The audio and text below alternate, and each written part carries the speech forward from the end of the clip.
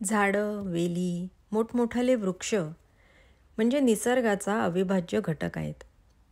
तसंच आपणही निसर्गाचा एक भाग आहोत. योग्य माती, खत, पाणी, उजेड मिळाले की झाडं कशी आनंदी, टवटवीत दिसतात. भरभरून फळं फुलं देतात. आपण नाही का योग्य माणसाच्या संगतीत खुलत जातो. एक वेगळाच कॉन्फिडन्स असतो आपल्यात. जणू जग जिंकण्याची उभारी येते. एक वेगळंच जग असतं ते, आत्मविश्वासाचं, उमेदीनं भरलेलं. याच हसणाऱ्या डोलणाऱ्या पिकाला जर कीड लागली तर सगळी शेती बागायती नष्ट होऊन जाते. वाईट संगतीचे दुष्परिणाम हे मानवाला भोगावेच लागतात आणि त्याचा अतिरेक झाला तर फक्त एकट्यालाच नव्हे तर अख्ख्या कुटुंबाची त्यात वाताहत होऊ शकते. किती साधर्म्य आहे ना अचल झाडांमध्ये आणि तल्लख बुद्धी असलेल्या मानव जातीमध्ये.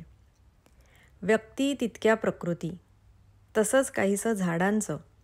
किती वेगवेगळे प्रकार, काही भले मोठे वृक्ष, काही नाजूक वेली, काही छोटी झुडपं तर काही पाण्यात वाढणाऱ्या वनस्पती. प्रत्येकाचे स्वभाव वेगळे, गरजा वेगळ्या, आवडीनिवडी वेगळ्या. आता खरंच पटतंय की आपण एक निसर्गाचा भाग नाही तर निसर्गच आहोत. पण तरी एका गोष्टीचा अपवाद आहे.